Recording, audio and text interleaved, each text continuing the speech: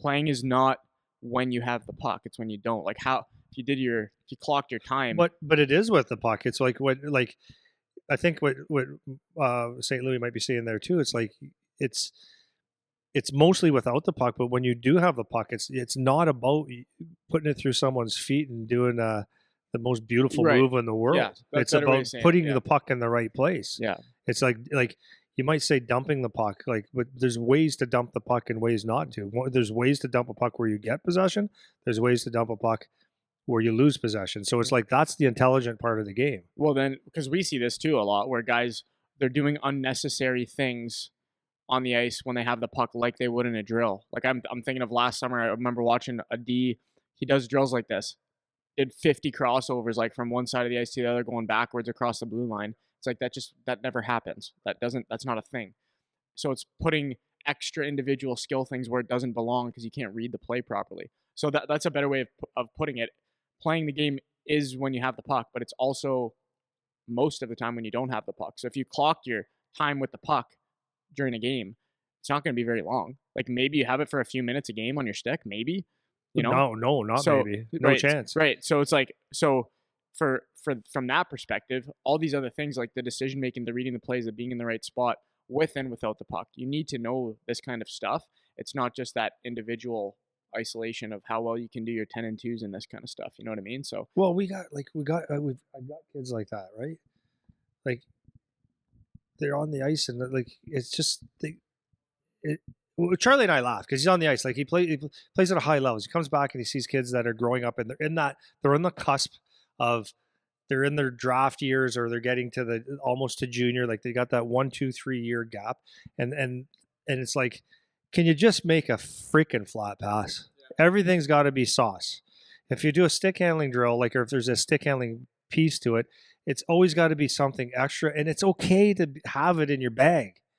But like it's always got to be extra. It's always got to be more. It's not just like if we do like something where you overspeed crossovers and stuff like that. It can't be just a crossover. It's got to be a 10 and 2. And it's like it's fine, but it's like just work on the basics, man. Just work on the basics. Get really good at that.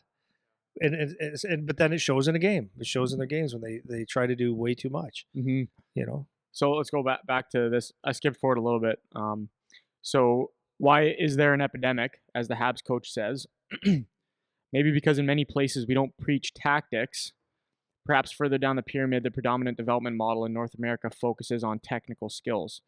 Jason Bucala, do you know who that is? Florida. He's a scout. Yes. Used to be a scout. He's a director of amateur scouting for Florida for 4 years. Often speaks with young players who aspire to be drafted, and who lists the range of specialists to whom they turn. They tell me that they have a skating coach, a throwing coach, someone who manages their off ice, a dietitian, etc. Les Bucala, who speaks in different media on issues related to recruitment. These are all good things, but I'm not convinced that ultimately creates the most well-rounded athlete. They pick up on certain components. They may stand out in certain aspects of the game, but that doesn't make them well-rounded players, and that's a problem. Bucala says he was invited by the parents of a For Bucala, for example, Bucala says he was invited by the parents of a hopeful. I think there's an error there. Invited by the parents to give a frank evaluation of their boy, who is recognized as having great individual skills. However, he noted the lack of supervision from the coaches, perhaps put under pressure by what Bucala described as alpha families wanting to see results above all, meaning that the boy was left to his own devices, as if he had just been told to jump into the fray and demonstrate his skills as best as possible. But the basics of the game clearly hadn't been taught to him. And then one day, these young people appear in front of a coach like Martin St. Louis because they are super elite athletes, but between the 2 years, they are still babies. They say it takes a village to raise a child. Well, the NHL teams all have small villages to raise their players. They bring them to the National League, says the National League. Says Quebec recruiter Michael Boucher, who's employed by the Vegas Golden Knights. You know him? Okay. Indeed, the specialization tools made available to professional players have multiplied over the past 15 years. We see it in Montreal with a few shepherds who watch over their sheep all over the planet. with a group of specialized coaches led by Adam Nicholas, in addition to mental performance specialist, a psychologist, a dietitian, and a small army of therapists and fitness managers. The corollary of this problem is, the corollary of this phenomenon is that minor hockey began to reproduce the kind of supervision found in the NHL. We do like grown-ups. The young people move from one level to the next, perfecting incredible moves, amazing mobility, and dizzying puck handling, but their learning takes place on the fringes of the collective imperatives of a hockey match.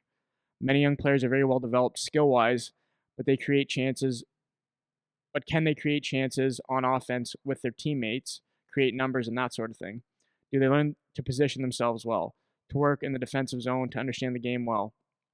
Asks a recruiter of an Eastern Conference team. Coaches must teach these young players the details and professional way to play when they arrive in the American League or the National League. In the minors, they can carry the puck from one end to the other and score a goal, but they won't have the opportunity to do that in the pros. I don't even know if that's true. Think you can go end to end playing minor pro? I don't even think that's true. Yeah, not very often. So, anyways, reiterating kind of the same point, something that I noticed with a lot of these kids along the same lines is the desire to be like the end to end guy, the desire to be the guy that can go through everybody and do all that kind of stuff. Go ahead. And that's great though. Like, of course you want to go end to end. And I think as a player, like when you're young, you should try to do that. Like I do. Like this is like the part about hockey that this is where we make it age appropriate. This is where we can teach all these things. Like you would never want to take someone like if you told Connor Bedard or what's his name, Connor McDavid, at a young age, no, I don't want you to skate like that. You got to move the puck and all that kind of stuff. Kyle Wellwood was like that, right? Like he was his goal as a kid was to only move the puck when he had to. It was a selfish thing to do, but it made him a great player. So, anyways, the point is when you're young and you have the ability to skate end to end and score goals, and you're 6 years old and 8 years old and 9 years old and 12 years old, it's fine. It really is fine because that could be your skill. That's okay to do. And you should try to want to do that every now and then. But you can integrate the other parts of the game to it because we have to have guys that are transporters of the puck. Right? If you have an OHL team, you watch the OHL and you have a power play that or a team that just doesn't have that guy that can skate it from one end to the blue line and make a play, you're having a hard time getting into the other zone. You have to have someone that can transport the puck. So that skill is great. You should always be working on that skill. If you have ice in youth hockey, it's the time to make mistakes. Go for it. If there's not a pass to make, right, as youth, because it doesn't have to be X's and O's all the time. But as youth, if you can get that end to end or almost end to end, you lose it. It's okay. That's actually okay. It's actually okay. It's when you're doing it and you have 12 different options up the ice, or whatever. But then there's a point where you got to teach the game, and I think that's what he's talking about. So I want to make sure that people understand, like, it's okay to try to score goals. It's okay to be flashy. It's okay to be very offensive minded. It's okay to go at high speeds and stick handle the jock out of people. But it's more important that you do that, but you have all the other habits. So if you're going to go one way, you need to learn how to come back the other way. If you're going to be only go after work hard when you get the puck on your stick to go offensive, then you got to learn how to play to work that hard defensively, right? And if you understand that part, then you're okay. And I think that's important to understand, right? Because I know how people read things and or absorb things, and it's like, oh, you're saying, oh, you shouldn't skate with the puck and be offensive. Someone has to 100%, and everybody should try to, because at the end of the day, the best players in the world do have that ability, right? Because there's really good players, but they know how to play the game within the game. So it's very important that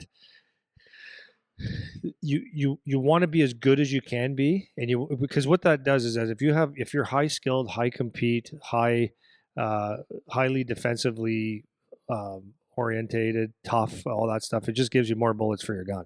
Yeah, I think that's a really good point, because the same thing, like, people are like just super extreme about things. So for example, let's say we were doing this podcast and it was 1982 and everyone is a meathead, we'd probably be saying, hey, like, you should probably learn how to skate more. And you know what I mean? So my reason of saying that is, it's not that focusing on that stuff is bad. It's just, don't forget the other stuff. That's what I find. It's like we're forgetting. The epidemic is that we're forgetting the other stuff. Like we're forgetting the play the game part. So we're good. We got our skating, we got our stick handling, we got our skills. Check. but then there's all these unchecked boxes of these other things. And I remember, again, I'm going to go back to that Hockey Canada thing. I forget the guy's name that was doing the lecture, but he was talking about this evaluation. That's where I got that stat about 157 undrafted players. He also said that what they notice is kids are highly skilled, but they lack grit and they lack passing. These are the three things: passing, grit, and the ability to accept a role. Those are the three things that they notice as like the biggest unchecked box with incoming young players. And so this was that they did. And I would add to that, and this is only my own observations. We've said it before. So the first one was passing. I agree with that 1,000%. Yeah. Actually, Dale was talking with the Flyers, right? Yeah. Who I work with, and he was telling one of the NHL scouts that, what I do with his his good group of hockey players. He goes, it's not the pylons and Yeah, all I that heard stuff. this. Yeah, and they he was can't take a telling. pass. Yeah, He says Andy works with them and makes them take hard passes, like hard, where it's like unreasonable hard, because that you need to take passes. Most guys can't collect passes on their backhand when they're moving hard, right? It's under pressure. So that's a skill, man. Number two, you said grit. 1,000%. I watch it every day. I went to the Memorial Cup. I watched the two games that I watched. I was shocked because I thought the Western League has had a reputation of being very heavy farm boy stuff. And my kid and I were watching. We go, might be the softest game I've seen all year.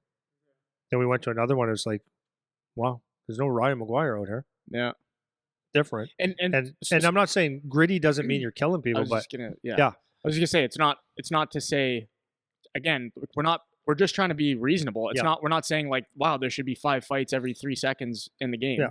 But I finish your hit. Right. Finish your hit every time. This is again, we're forgetting the other parts of the game. Yeah. Right. We're forgetting that piece. The skill stuff is good, but somebody throw a body, man. Like somebody throw a hit. That doesn't mean let's bring it back to the jungle days where we're two-handing people in the face. But like, how about a little bit of jam here and there, kind of thing? Yeah. Don't forget about that stuff. Yeah. So